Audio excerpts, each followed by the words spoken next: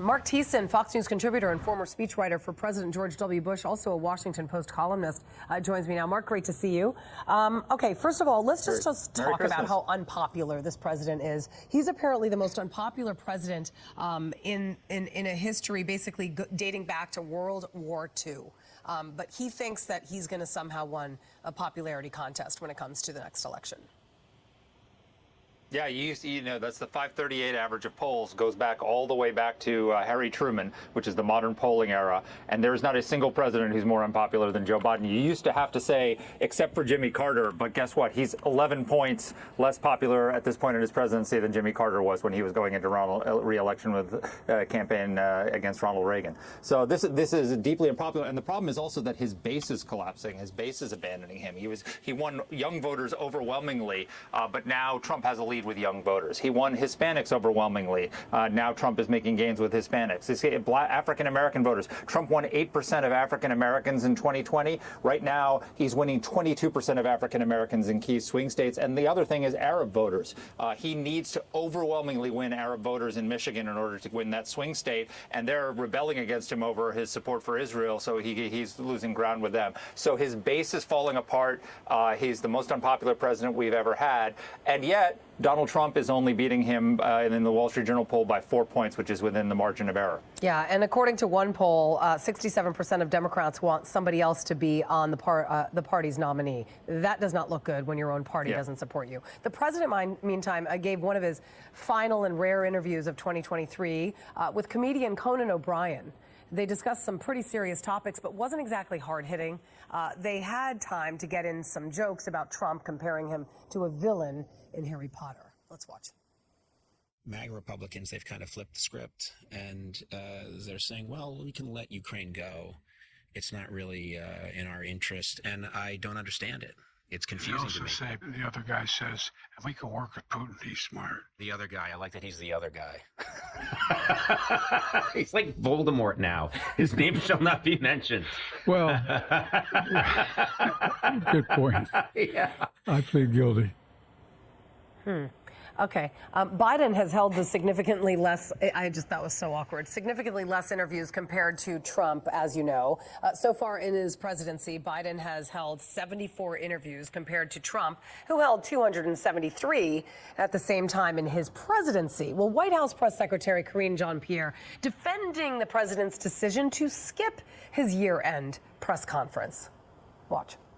I think that anytime the president travels and is in front of the American people, he does that. He did that in Wisconsin when he talked about Bidenomics. He talked about small businesses and how that's a pillar of Bidenomics and investing in America. So you heard him do that directly to the American people. Look, he does we make an effort to do a press conference as often as possible, whether it's here at home or abroad. I don't know what she's talking about. First of all, I don't know why she keeps saying Bidenomics. I don't even think Biden knows what that word means, and I don't even think the administration wants that word tossed around. But as far as news conferences, he avoids the camera in general, and there's a reason for that. It's not his decision. His handlers are like, keep it away from the camera, and when a reporter shouts out a question, usually it's an incoherent answer, and here we are.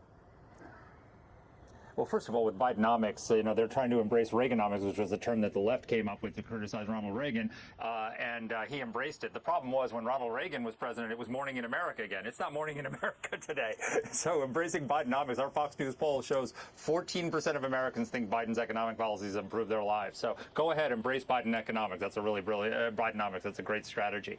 But look, that balance of press conferences you showed actually works in Biden's favor because, yes, we'll criticize him for not coming up in front of the press, but the only way he wins this election is by making it a referendum on Donald Trump. It's by doing a basement strategy from the basement of the White House residence. Because the more he talks, the more he makes it about himself, the more he's the most unpopular president in the post-war era.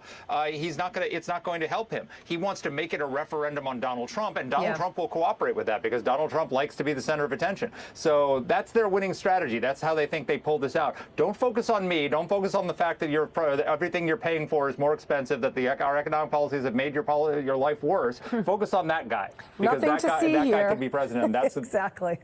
Okay, I got to move on. Nothing to see here. Exactly. That is the mentality, I swear. Okay, it's crunch time in Iowa. Yep. The first in the nation caucuses, as you know, just 24 days away. GOP presidential candidates have been all over the Hawkeye state in recent days, including Florida Governor Ron DeSantis. Now, there's a new Fox Business poll which shows him a distant second to former President Trump in Iowa with 18% support, but his supporters say it is far from over. Listen. Look, I'm here for one simple reason, and it's because I believe in Ron DeSantis.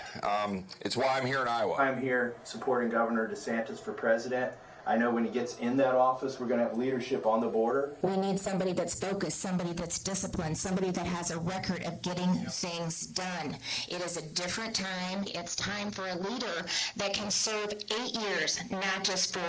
We need somebody that can get in there, attack the bureaucracy, turn this country around, and then take it to a next level. And that person is Ron DeSantis.